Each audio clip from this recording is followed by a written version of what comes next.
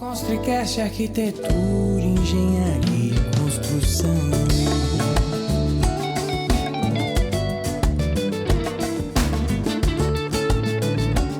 Inspeções, perícias e diagnósticos é a pauta do episódio de hoje.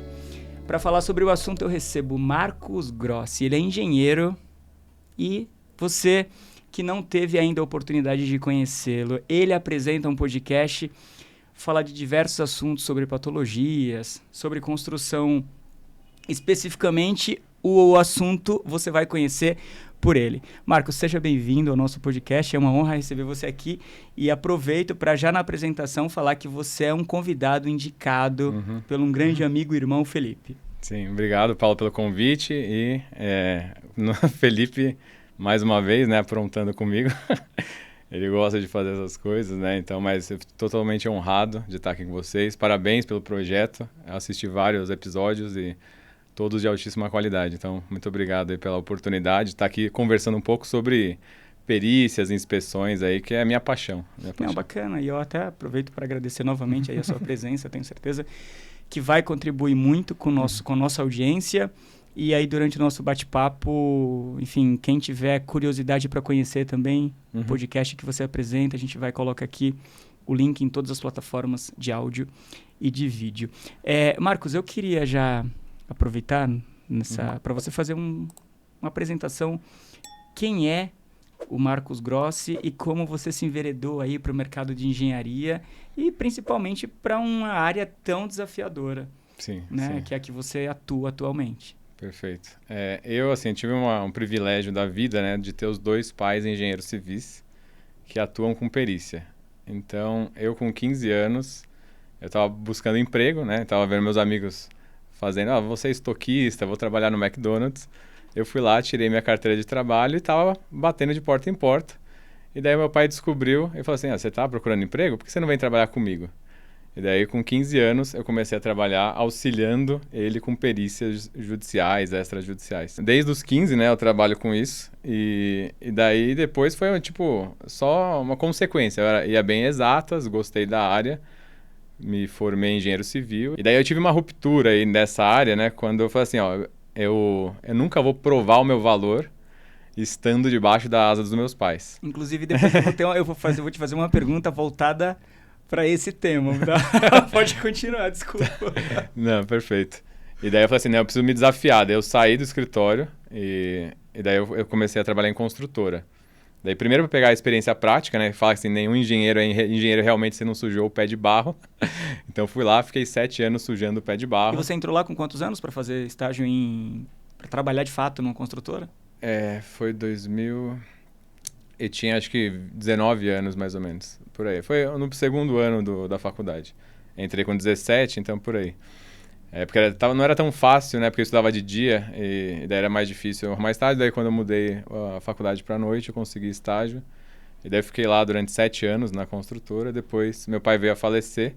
E daí eu voltei a trabalhar com a minha mãe, né? Que é o escritório hoje familiar de perícia e... Daí eu continuei 10 anos já trabalhando só com isso. Não, e bacana que você acabou voltando, né, por uma necessidade e, sobretudo, voltou com muita experiência e mérito. Isso. Né? Então, eu queria te fazer uma pergunta, já que você tocou nesse assunto de, enfim, trabalhar em empresa familiar, de pai, mãe, etc. Eu queria que você falasse um pouquinho como que era o seu sentimento naquele momento, estar trabalhando ali, tudo bem. Eu entendo que você, assim, pelo que eu te conheço um pouquinho, você sempre teve muita iniciativa, né? Mas ao mesmo tempo, como que você se sentia em trabalhar na empresa do seu pai ou da sua mãe? Não, eu gostava. Tem algumas questões de relacionamento, né, que é muito difícil separar o pessoal do profissional. Isso é um exercício que a gente trabalha e desenvolve até hoje, né? É muito difícil.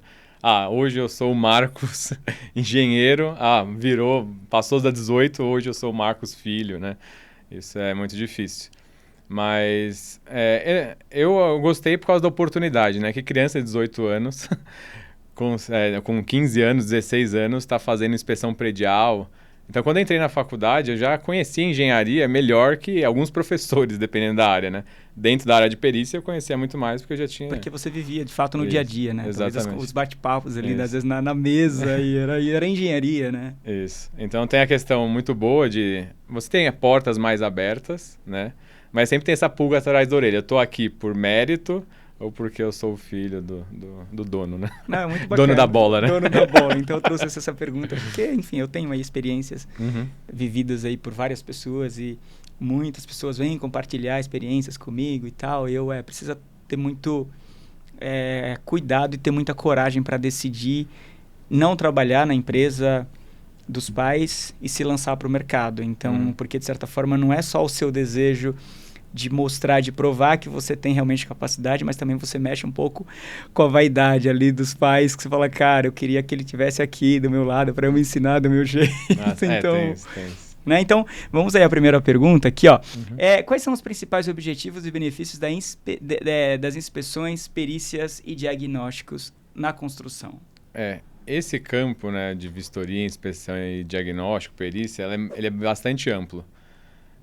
E daí eu vou focar no diagnóstico, né, que eu acho que primeiro que é das vertentes dessa área a que eu mais gosto, que é um quebra-cabeça a ser desvendado a cada dia. E ela é muito desvalorizada, pensando em construção civil como um todo, o diagnóstico em si ele é desvalorizado.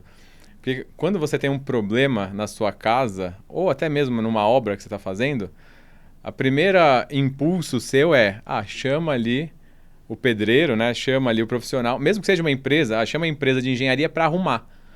Só que você compra um remédio sem ir no médico, sem o diagnóstico da doença que você tem. A gente não tem essa cultura na construção.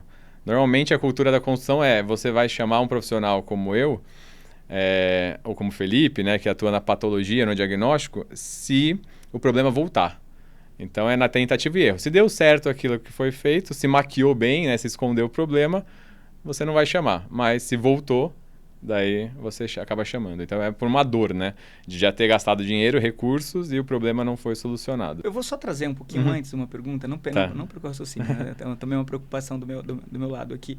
Mas você já pensou em uma forma ou você acha que existe uma forma de educar o mercado a ter essa pessoa para recorrer antes de chamar o pedreiro ali ou alguém para consertar aquele problema? A gente tenta, a gente tem um termo, né, que é atuar de forma preventiva. Sim. Né? E daí a gente tem várias iniciativas, não muito envolvidas com o público direto, eu particularmente não, mas de conscientização, que é o barato sai caro, né? Então você tomar uma decisão sem ter certeza, então você economizou num diagnóstico, vai sair mais caro, porque você não está tratando a doença, né? Você está tratando só o efeito. Então, você está com febre, você tomou lá a dipirona, baixou sua febre. Só que a infecção está correndo solta por detrás, daí quando passar o efeito, você vai estar mais doente que antes. Você vai ter um agravante. Desculpa, pode continuar?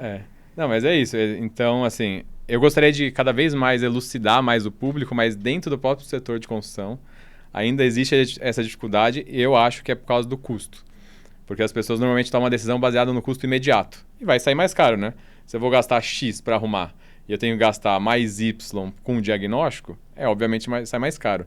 É que ninguém pensa a longo prazo de que aquela solução não vai durar o que deveria, né? Então, acaba a longo prazo sendo mais caro.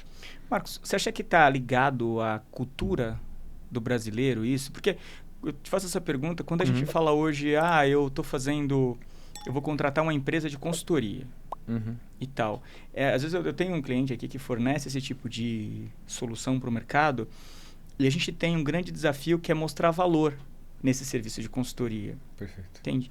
Isso estou falando no meu caso, quando eu vou fazer esse tipo de trabalho aí para os meus clientes, para agregar valor nos serviços dele de consultoria. Então, eu procuro buscar um tipo de comunicação onde esse meu cliente consiga transmitir para o cliente dele o valor daquele serviço.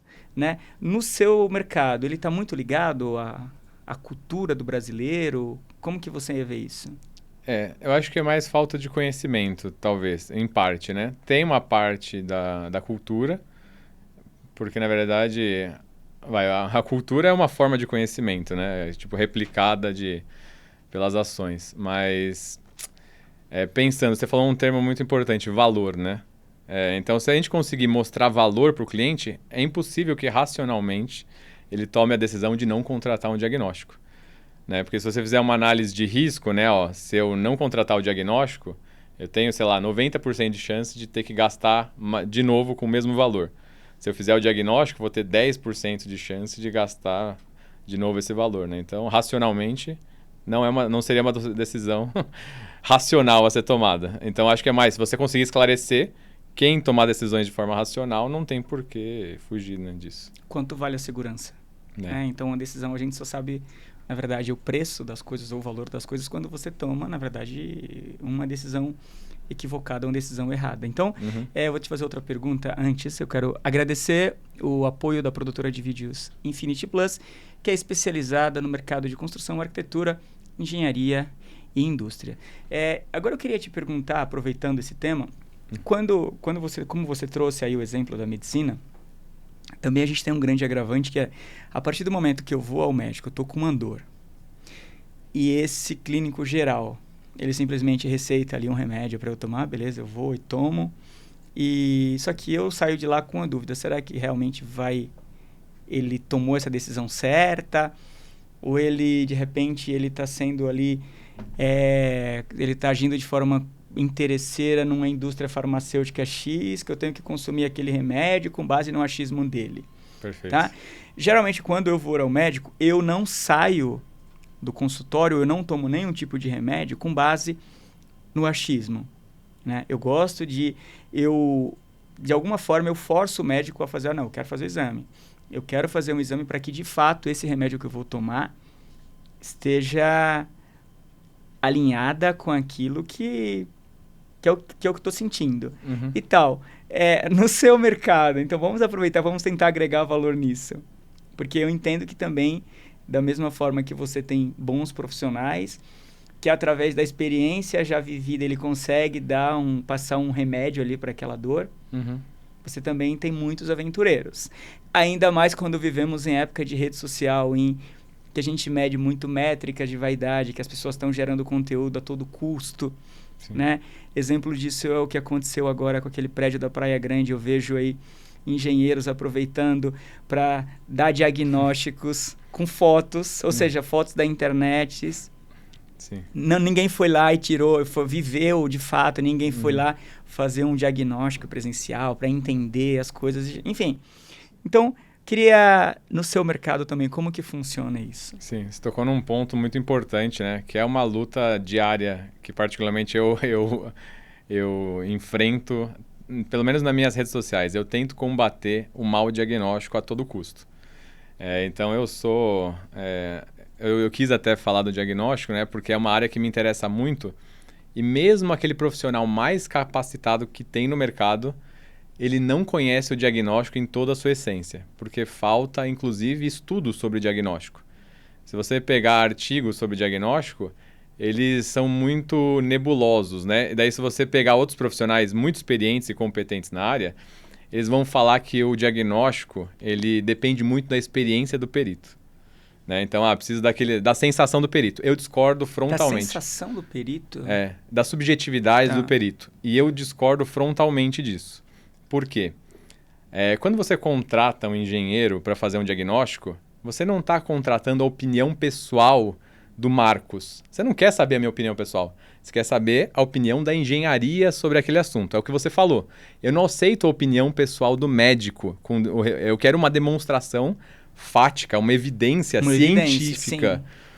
Então, nesse aspecto, eu acho que o diagnóstico ele tem muito a desenvolver nesse aspecto. Em demonstrações, ter métodos padronizados, né, que qualquer engenheiro seguindo aquele roteiro de diagnóstico, ele vai chegar na resposta. Como se fosse uma equação matemática onde eu tenho que achar as variáveis. Na minha cabeça é isso, tanto é que meu projeto de doutorado é esse, né?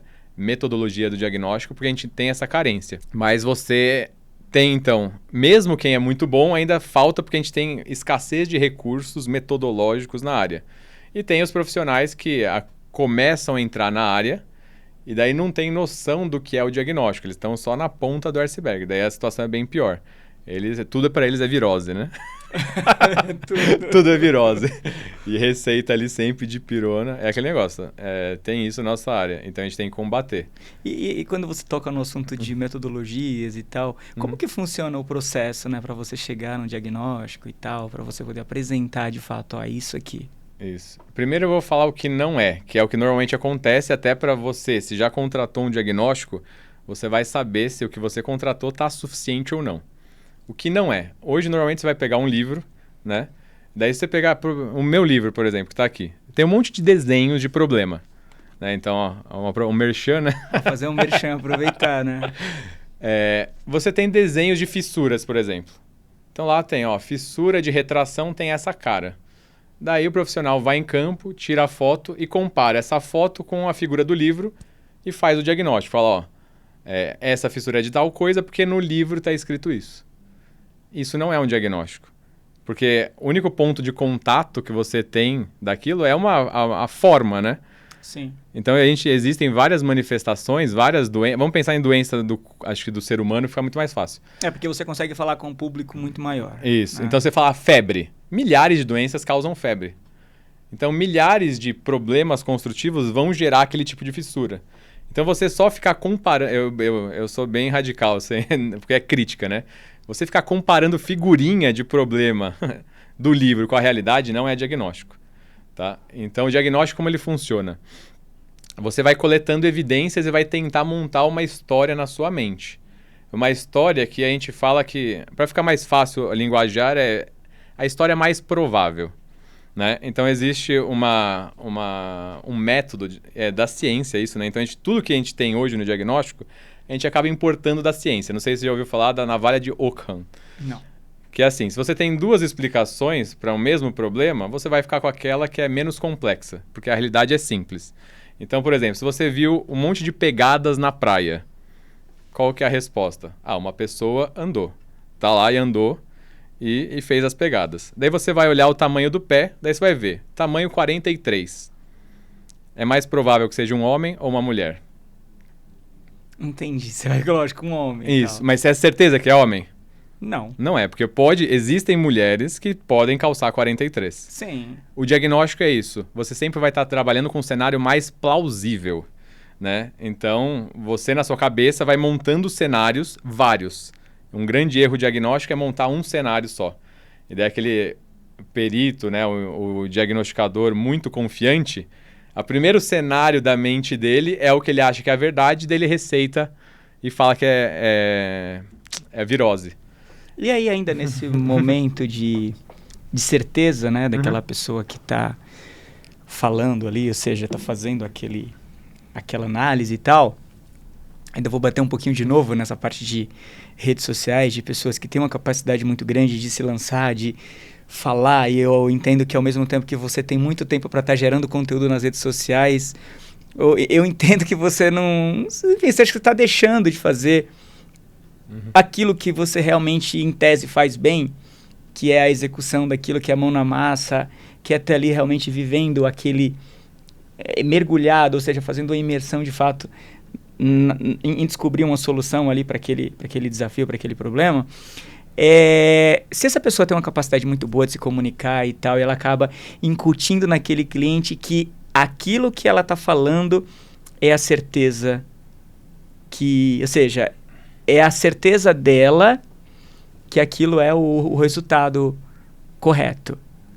Tá. Por exemplo, vocês estão vivendo hoje essa questão do, essa pessoa gera muito conteúdo, mas com a sua habilidade você sabe, não, essa pessoa ela não tem noção nenhuma do que ela está falando. Sim. Eu estou falando isso, na sua área você conhece, na minha área tem gente aí que o cara está falando de uma coisa que eu fico olhando, cara, como assim? E ao mesmo tempo eu vejo o mercado ali aplaudindo.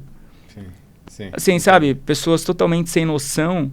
Eu estou trazendo, na verdade, como o bate-papo aqui é uma coisa também para a gente levar a reflexão para o mercado. A gente fala com construtoras, com uma variedade de público muito grande do setor de construção e, sobretudo, com quem contrata essas pessoas. Então, eu queria entender de você também se tem alguma situação vivida nesse contexto que eu estou tentando passar nessa pergunta. Não, é muito comum, principalmente na esfera judicial.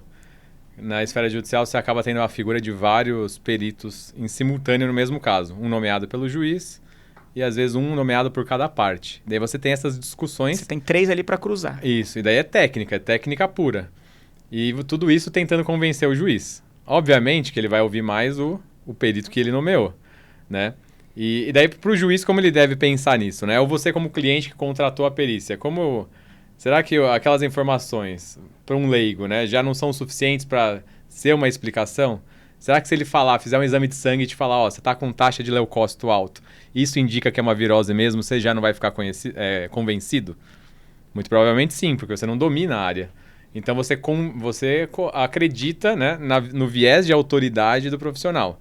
Daí você pode diminuir seu risco analisando a formação dele, a experiência dele. Fazendo um novo exame. Ou uma segunda opinião. Mas o principal, se você não quiser ir para uma segunda opinião, porque você pode cair em outro profissional que não sabe, né? Existe uma coisa muito simples, que é o que normalmente eu tento, pelo menos, auxiliar nos casos judiciais, que é o que eu mais trabalho. Você tem outras alternativas para o problema necessariamente. Você não tem só uma causa possível. Se você só tem uma causa possível para o problema, você não fez direito. Então é a primeira coisa que você deve perguntar. Quais são as causas possíveis para um problema? Daí tem um protocolo médico que eu uso na engenharia que eu ensino para meus alunos. Mesmo se o caso for muito simples, você obrigatoriamente tem que fazer 3 hipóteses. Levantar 3 hipóteses. Tá?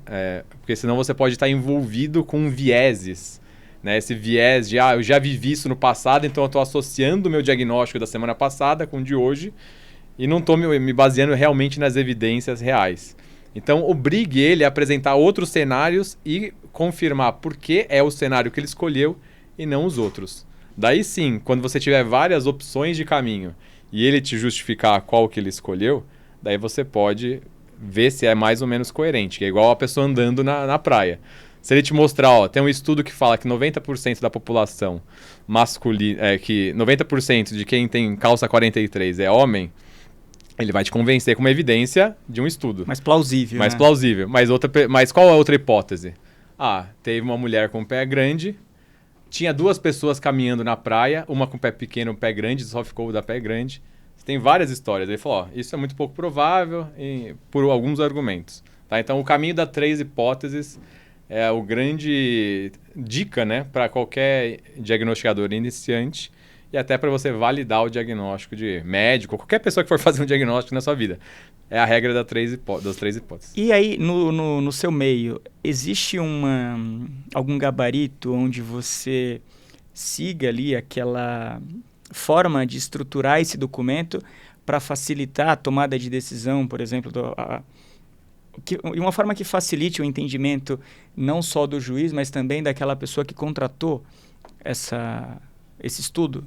Perfeito. Você está perguntando se tem um procedimento, se tem um né? procedimento padrão, entende? Isso. Porque a partir do momento que, quando você está falando, eu tenho 3 profissionais ali, e cada profissional ele me apresenta um estudo com um formato. Eu entendo que isso também pode confundir minha cabeça, Exato, porque eu não vivo aquilo. Exato, perfeito. Tem uma norma, assim, que... A norma que a gente tem hoje, tem 2 normas que podem regular muito isso. Né? Então, eu tenho a norma de inspeção predial, que é a 16747, que regula atividades como se fosse um clínico geral fazendo um check-up no paciente. Então, a inspeção predial é isso. Eu vou lá no prédio e levanto todos os problemas que tem no prédio, vejo se você está fazendo manutenção, vi se você fez reforma irregular. E daí eu tenho sim uma norma que mostra o procedimento de como você fazer esse check-up e como apresentar esse relatório, esse laudo. Tá? E tem uma norma de perícias de engenharia que é voltada para o diagnóstico, né? Quando quero realmente descobrir cada doença. Então o clínico geral te falou que você está com, sei lá, uma mancha no coração, você está com, sei lá, acima do peso, daí você vai ter que buscar os especialistas, você vai para o perito e ele vai fazer o diagnóstico mais aprofundado. Nesse momento do diagnóstico mais aprofundado, a gente não tem um padrão, porque, na verdade, ele pode ser muito específico, sabe? Ele é muito detalhado e acaba não tendo. E é justamente aí que eu pretendo desenvolver algo que eu acho que é possível estruturar melhor o que a gente tem hoje, deixando uma cara, né, um modelo, melhor estruturado para todos seguirem. E agora uma pergunta também muito pessoal, vivida aí, que eu já vivi em algumas situações que eu já presenciei. Em que momento eu contrato um serviço desse? Por exemplo, quando você fala de inspeção predial e tal, imagina que o meu prédio vai passar por uma reforma e eu sou síndico daquele prédio, cuido, de certa forma, daquele condomínio. Quando eu contrato uma empresa para fazer essa manutenção, eu já tenho que contratar um serviço como o seu para facilitar, de certa forma, até a entrega a entrega final dessa reforma, porque a partir do momento que eu tenho um acompanhamento, um diagnóstico de possíveis problemas que eu consiga, de repente, consertar nesse processo de reforma, já que eu vou mexer ali na casca, na aparência e tal, assim, eu estou trazendo essa pergunta, de repente, para ajudar essa galera que vai fazer reforma e tal. Eu vou deixar um pouco mais abrangente, tá? Então, vamos fazer uma linha do tempo desde o nascimento da edificação. Tá.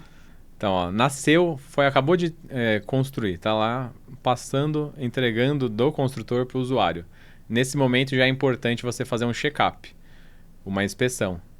No bebê recém-nascido. Mas aí você tem a inspeção de entrega. Isso é uma coisa. Isso. Tá. Então, daí é bom fazer um check-up, né? Só para a gente entender a cronologia e como funciona esse bebê, né? Porque o bebê é um prédio, né? É o recém-nascido. Você não sabe... Que de fato é um bebê. Assim, quem é da engenharia, quem vive construção, sabe que é um bebê ali que está sendo entregue que alguém vai cuidar. Exato. Precisa de muitos cuidados inicialmente. As pessoas acham que é novo, não requer cuidado. É o contrário. A gente não conhece o comportamento da edificação e eu preciso de mais atenção nos primeiros anos, que é quando eu tenho uma taxa de ocorrência de anomalia muito maior do que em toda a história, até ela chegar na velhice, né? Então, quando é recém-nascido e quando é muito velho, são os momentos mais críticos da sua edificação. Isso já serve de termômetro para você tomar a decisão. Se a minha edificação é muito recém-nascida, vale a pena eu gastar energia para entender melhor ela. Se ela já está bem velhinha e idosa, também vale mais a pena eu gastar mais energia para entender melhor ela, tá? Daí, nesse processo, periodicamente é bom fazer um check-up, né, que é a inspeção predial. Então, mesmo sem problema, é bom você fazer um check-up. Mas, vou gastar com reforma. Hoje em dia, a reforma ela tem a norma 16280, que regula isso, né, regula quais seriam procedimentos para você fazer a intervenção na edificação. Porém, nem todo mundo segue o que está escrito lá. Uma coisa importante que está lá escrito que ninguém segue exatamente. Primeiro, eu tenho que ver o impacto dessa reforma no desempenho da edificação, não só durante a reforma, mas como depois. E daí eu tenho um exemplo de aula que para engenheiro vai ficar bem claro, né? Assim, vamos tirar uma parede de vedação. Você deve estar familiarizado. Uma parede de vedação eu posso tirar, né? Não tem função estrutural. Mas é importante você falar, porque eu falo a nossa audiência aqui contrata muitas vezes não conhece isso. Tá, perfeito. Então, na edificação, às vezes a parede ela tá lá só para fechar um ambiente do outro. Então, eu tenho vigas, pilares e lajes, né, colunas, como vocês queiram, que estão segurando ela, fazendo ela parar de pé. Que ela, na verdade, até trazer um termo mais conhecido, que ela, por exemplo, você tem a parede que ela tem uma função estrutural. Isso. Né? E aí você tem a parede de fechamento que ela só tem a função de fechar, não é estrutural. Que muitas vezes quando você, por exemplo, você compra um apartamento de 3 dormitórios e aí a construtora ela pensa numa solução. Se ele quiser transformar em 1 dormitório, em 2 dormitórios, eu posso eliminar paredes e sem prejudicar a estrutura do prédio. Perfeito, perfeito. E daí, nessa análise, pensando em estrutura, você pode arrancar a parede, que ela, teoricamente, tem a resistência para se manter em pé. Porém, a análise de reforma não é só se um prédio vai ficar parado de pé ou não. Você tem que analisar outras variáveis, que a gente chama de requisitos de desempenho. Né? Um outro exemplo de intervenção, né, que as pessoas só pensam em parar em pé, pôr um fechamento de vidro na varanda. A pessoa só pensa se aquele vidro não vai derrubar a varanda. E deixa de pensar em aspectos de durabilidade, segurança, conforto, que podem impactar. Então, voltando para o caso da parede de vedação. Eu tenho um caso que que eu ia te fazer uma pergunta também sobre isso, depois eu complemento. Então, ele tirou a parede de vedação, é um caso real, de perícia que eu fiz, tinha um vão de, sei lá, 10 metros, ele tirou 5 metros de parede e deixou o restante ali. Só que a estrutura, ela deforma com o tempo. Ela vai deformando, né? E ela acaba comprimindo essa parede. Todos os outros andares que tinham a parede inteira, essa deformação foi distribuída numa área maior. Entendi. Então, sofreu menos esforços e não rompeu. Nessa que tinha uma pequena parede, teve a deformação que se distribuiu uma área menor e a parede explodiu. Daí você chega na segunda-feira no seu apartamento, você destranca a porta e vê uma parede rachada no meio. Pô, entrou alguém aqui, entrou um ladrão. E daí a causa, assim... A causa é o esmagamento pela estrutura, mas foi porque o cara da reforma não percebeu que a parede poderia ter esse comportamento, ele tinha que mudar o encunhamento, né? Que é a argamassa de contato da estrutura, deixar ela mais deformável, etc. E até, já ia aproveitar para te fazer essa pergunta, já vou perguntar. Numa situação como essa, geralmente você tem a documentação da construtora, onde você tem ali a planta, e é importante você entender o que é estrutura, o que é fechamento e tal, para não acontecer um tipo de problema como esse. Geralmente, essas empresas que vão executar um tipo de reforma dessa, um tipo de intervenção dessa, eles têm acesso a esses documentos, assim, como funciona? E se vocês são consultados, assim, durante uma execução de uma reforma como essa que você está falando de um apartamento, Isso. Né, mas que acaba afetando... que pode afetar outras estruturas do prédio. Perfeito. Tem uma boa prática que é o seguinte, a unidade, né, o apartamento, contrata o engenheiro. Obviamente que se ele vai fazer uma intervenção, ele precisa ter noção dos projetos para conhecer o paciente dele antes de fazer qualquer intervenção, né? Você não vai fazer uma cirurgia sem fazer uma série de baterias de exame antes. A mesma coisa na estrutura. As baterias para o engenheiro é ter acesso aos projetos, às vezes fazer algum ensaio. E é bom ter um agente com a figura do perito para acompanhar, para ver se esse profissional que executa está verificando esses aspectos de desempenho. Porque essa área de análise dos impactos de qualquer intervenção, ela é uma especialidade da perícia de quem atua com patologia ou desempenho das edificações. Então é muito nichado. Então quem executa reformas pode não ter o conhecimento suficiente para entender a repercussão do que ele está executando. Está executando. E agora uma coisa que eu queria chamar a atenção, quando você fala do bebê, né, recém-nascido, que está sendo entregue ali a alguém que vai cuidar dele, o cuidado que você tem que ter, e ao mesmo tempo quando ele está velhinho, que também ele vira um bebê de certa forma, que você também tem que ter um cuidado muito maior. Quando você fala desse cuidado, é por conta até do comportamento daquela solução construtiva que foi aplicada, porque de repente assim, foi utilizado ali um tipo de acabamento que às vezes é algo novo, que o mercado não está acostumado ainda, não aderiu ainda àquilo bem, né, como solução construtiva. Quais são as variáveis, né, ou o tipo de análise que você faz durante esse período de cuidado com o bebê recém-nascido, e quais são também os cuidados, os pontos de atenção que você dá também para esse bebê que já envelheceu, que já está idoso? Perfeito, perfeito. O grande problema do recém-nascido é que a gente nunca usou o produto, né? A gente nunca usou a edificação. Então, eu não sei se foi executado certo. Mesmo que a construtora ela siga todos os procedimentos de qualidade adequados, o método hoje de verificação de qualidade, ele é atender alguns requisitos, né? A parede está reta, está com caimento por ralo. Ele não testa se a estrutura aguenta o peso que ela foi dimensionada. Certo? Entendi. Então, eu não sei exatamente o comportamento porque eu não coloquei ela em uso. E é inviável eu simular condições de uso na edificação antes de entregar. Então, por isso que é importante. Se ele esqueceu de pôr aço na estrutura. O primeiro dia que vai manifestar é quando você encher de móveis no seu apartamento. E geralmente aí você vai sofrer, na verdade, ou o vizinho de baixo vai sofrer algum impacto e vai falar, peraí, isso aqui está vindo de onde? Pode ser do peso, do sobrepeso que está vindo do apartamento de cima. Exatamente. Por isso que é inicial, porque a gente não sabe esse comportamento em uso dos sistemas. Alguns sistemas a gente consegue testar, tipo hidráulica. Hidráulica a gente tem forma de pressurizar a rede, simular uma pressão maior que a de uso, e daí tem uma segurança. Elétrica, né? Alguns sistemas é possível, outros não, tipo a estrutura. Porque você não está vendo, né? Enfim, inclusive o aço. Você não sabe se ele estava pedindo, por exemplo, 6 barras e o cara utilizou 4. Exato. Né? Então você tem um grande desafio. Agora tem uma pergunta aqui da internet, quais são as responsabilidades legais dos profissionais responsáveis pelas inspeções e perícias na construção? Essa é uma pergunta muito... Porque, de certa forma, você está, enfim, você está dando ali uma opinião e quais são as responsabilidades assim, legais? Assim, tem 2 responsabilidades, eu diria. Primeiro, no que você especifica de causa. Então, se você é um médico que identifica uma doença e receita o remédio errado, você é responsável se isso não for o tratamento adequado para o paciente, né?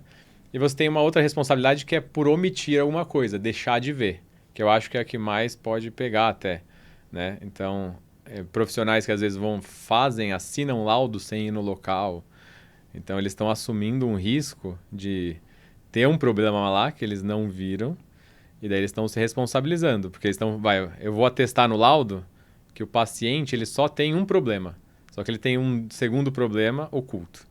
E isso que gera um sinistro, algum problema. Eu vou ser responsável, pelo menos corresponsável você, né? Então, até uma coisa muito importante que eu oriento quem atua na área é o seguinte: você se responsabiliza pelo escopo que você definiu no seu laudo. Então, se eu estou falando que eu estou inspecionando térreo, se aparecer um problema no primeiro andar, eu não vou ser responsabilizado, porque eu não fui até lá. Então, o escopo é muito importante. Porque as pessoas, às vezes, na hora de redigir o laudo, engenheiro não é muito bom, não é a melhor profissional para escrita, né? Mas ele tem que ter um apoio ali. Conheço bem. E daí, às vezes, os termos utilizados ou são ambíguos ou muito abrangentes. O maior problema é ser muito abrangente. Então, eu falo assim, eu vim fazer a inspeção da edificação. Estou pressupondo que é 100%, certo? Mas, às vezes, não. Ele está indo só em alguns lugares. Ele não deixa isso claro. Então, ele está se responsabilizando por algo que ele não inspecionou de fato, por um erro de precisão na escrita. E outro, que eu acho que é mais importante, que é a minha área do método, né? Eu adoro o método, é o que era possível de você observar com o método que você propôs. Então, se você vendeu uma inspeção só visual e tinha um problema no núcleo da estrutura e ela rompeu por causa desse problema, eu não posso responsabilizar o profissional porque ele não tinha como ver aquilo.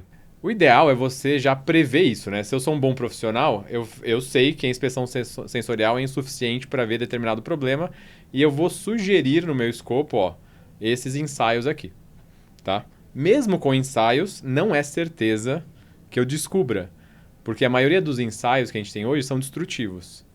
Então, eu vou gerar danos na edificação caçando. É tipo, vamos fazer uma cirurgia exploratória no seu tórax para ver se eu vou achar algum problema. Não faz sentido, né? Então, tem essa limitação tecnológica. E quando você fala nesse ponto que você colocou, é importante que você não vai fazer da edificação inteira. Você vai pegar pontos ali. E daí eu vou extrapolar por todo. Então, eu não consigo ter a amostra representativa. Mas tudo bem. Vamos supor que você não conseguiu vender. Você falou isso, mas o cliente fala, não tenho dinheiro. Né? Muitos profissionais acabam fechando só a sensorial porque o cliente não está disposto, às vezes, a pagar. Então, qual seria a minha conduta? Eu oriento esse escopo, porém, se você quiser fazer um escopo mais reduzido, é melhor que nada. Daí pensa, sem diagnóstico nenhum, você sem ir no médico, é melhor que pelo menos o médico faça uma análise clínica ali, né? Com a experiência dele e Exatamente. E daí, nesse momento que você fez a inspeção sensorial, você no seu laudo você recomenda um complemento. E daí você se resguarda, eu fiz aqui, sensorialmente não tem nenhum indício, porém recomendo que seja feita tais ensaios, tá? Então você acaba não fazendo o ideal, e isso pode esbarrar um pouco na questão ética, né? Porque eu não posso, como profissional, me submeter à decisão do cliente, porque eu que sou a autoridade sobre o assunto, é a minha decisão que deve valer. Porém, eu não posso ser hipócrita de negar o trabalho, que a gente precisa fechar trabalho. Que depende do momento da empresa também, né? Do momento que você está passando, das contas que você tem para pagar. Então, tem uma série de... Não, e até pensando no bem-estar do cliente, ele só vai fechar com aquele valor. Sim. Então é melhor que seja eu consciente do que um inconsciente. Sim. Então não é lógico punir aquela pessoa que foi mais consciente e correta possível, né? Só porque ela não seguiu um escopo ideal, né? Então essa é a minha opinião sobre o assunto. Não, bacana, mas faz assim, acho que respondeu. Faz sentido. Tem então, sentido. Sim, não sei sim, se... muito. Não, faz todo sentido. Eu tenho mais uma pergunta aqui. Quais são as tendências e perspectivas futuras para o campo das inspeções, perícias e diagnóstico na construção? Legal. A gente tem bastante coisa tecnológica nova, né? Então a gente tem a questão do drone, que não só como câmera que voa, mas com softwares por detrás que conseguem identificar e reconhecer padrões. E isso eu acho que vai ser uma grande tendência e facilitar muito a vida de quem faz diagnóstico. Imagina eu fazer um scanner de uma fachada, né, filmando ou tirando foto, e esse software já me identificar todas as fissuras, todas as anomalias, né? Então vai tirar um pouco de erro humano, você tendo uma máquina por detrás. Pode deixar a gente preguiçoso, né? Então eu posso ficar submetido a um erro da máquina, mas eu posso fazer um double check, né? Então tem análise humana e ainda do computador, então isso tende a ser mais rápido, melhor e de mais baixo custo, né? Não, é bacana. E os drones, eles vieram para revolucionar mesmo. Sim. Né? Hoje você tem aí drones com 3 câmeras, então eu estou numa altura, não preciso ficar descendo, movimentando tanto.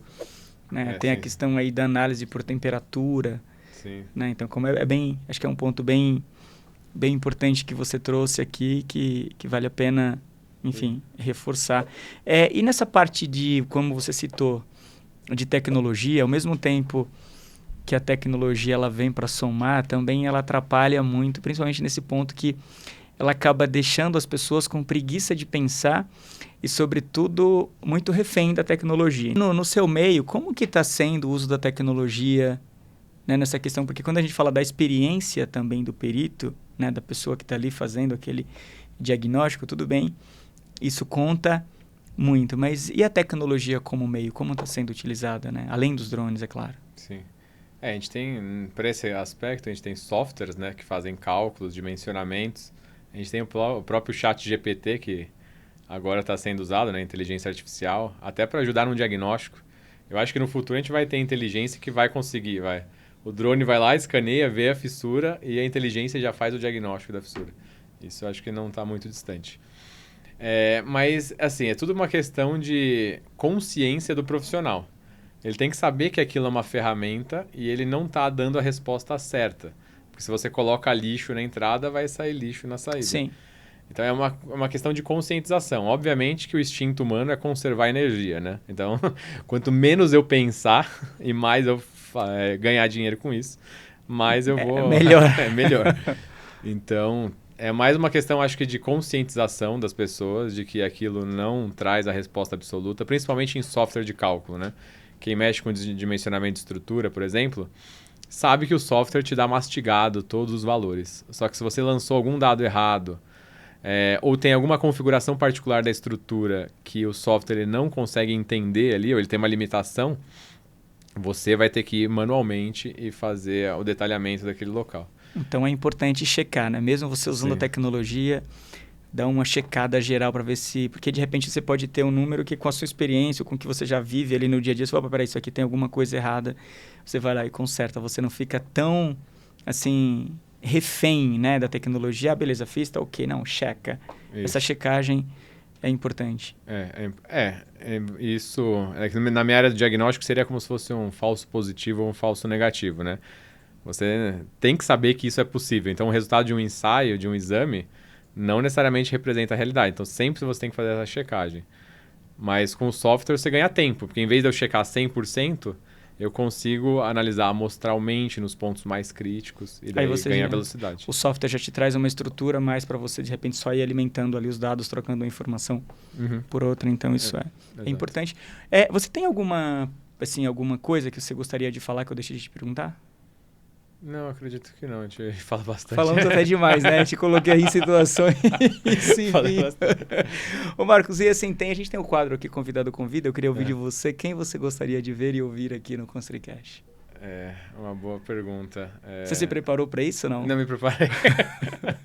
Posso passar depois ou tem que ser aqui na lata mesmo? Tem que ser na lata. Na lata? Porque da mesma forma que a gente fala aquela coisa, né? Por exemplo, é muito fácil a gente falar dos problemas das pessoas. E quando a gente fala de qualidades, assim, a gente tem, às vezes, dificuldade para falar. Então, é uma forma, de repente, você lembrar de algum profissional. Não precisa ser necessariamente da sua área de engenharia, mas pode ser arquitetos, enfim, alguém que representa uma empresa de serviço na sua área, que você pode ficar encantado com o serviço que tal empresa prestou em uma obra que eu participei e tal. Então, eu acredito que você conheça bastante aí. Sim, sim.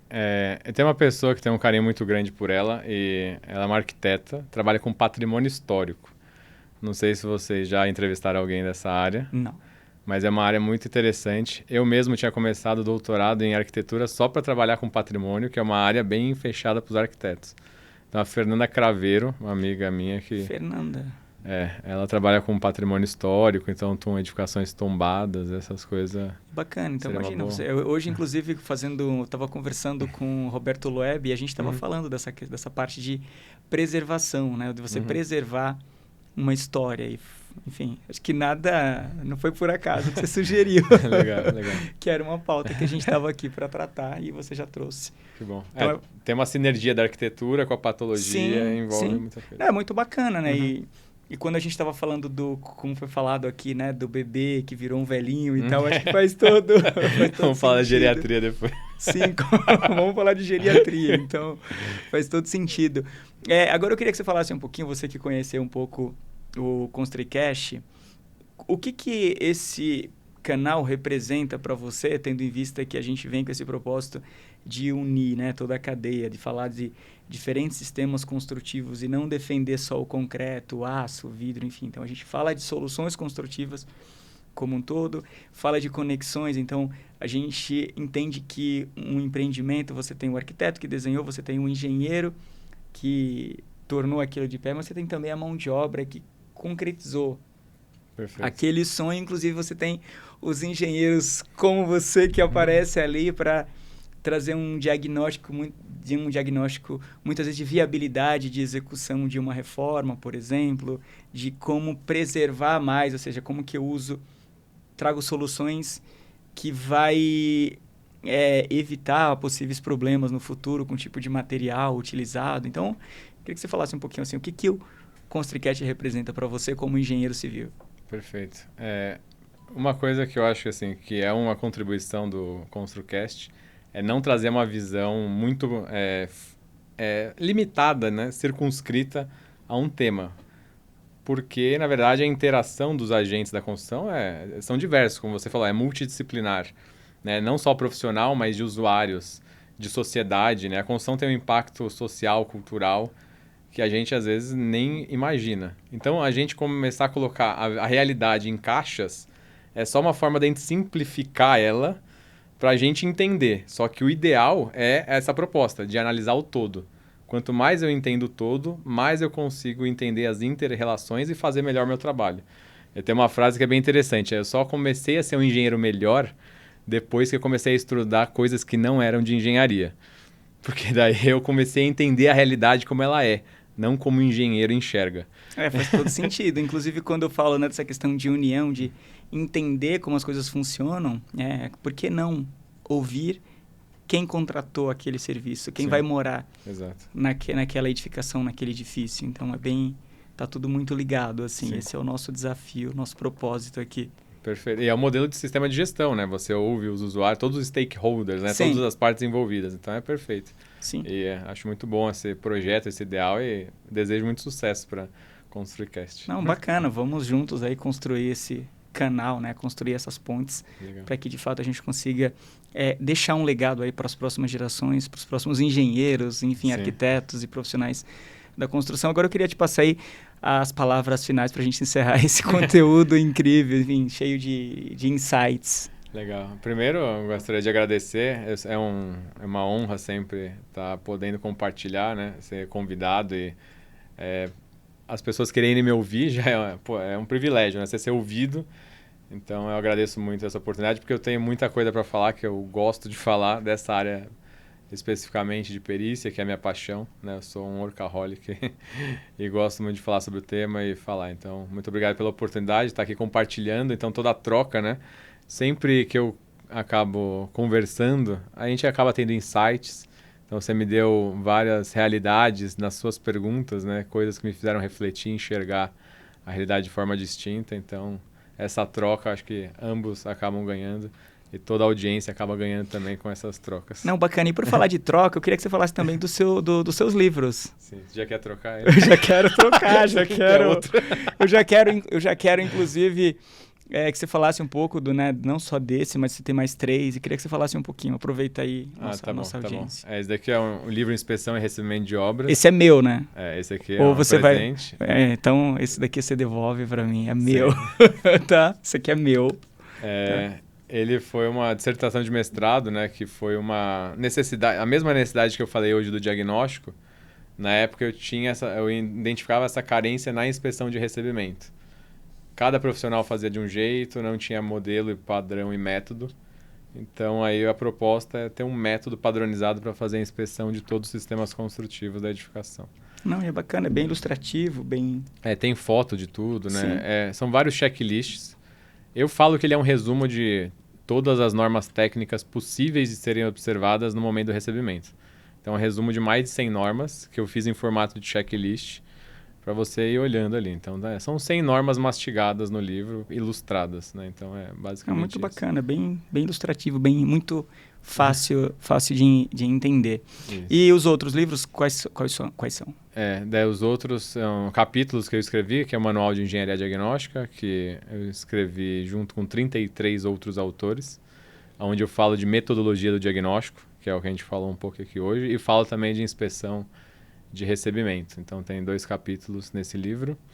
Tem um livro que chama Building Pathology, Durability and Service Life, que é uma editora europeia, Springer, que eu escrevi sobre inspeção e recebimento de estruturas. E eu escrevi um capítulo de ensaios não destrutivos no Manual de Caça-Vazamento, publicado aí pela Yamatec. Os nomes bem gigantes. O nome assim. Tem que chamar atenção o nome. Então se o propósito do ConstruiCast é promover ideias e soluções, aqui você está tendo várias dicas, todos os livros, a gente vai colocar os nomes aqui nos canais de áudio e de vídeo, para que as pessoas tenham acesso. E quem quiser conhecer mais sobre o nosso convidado, Marcos Grossi, também vamos colocar o contato dele aqui na transcrição. Então, um abraço e até o nosso próximo encontro aqui no ConstruiCast. Sem ter margem para errar, da fundação aos caminhos, da inovação e da união. ConstruiCast, arquitetura, engenharia.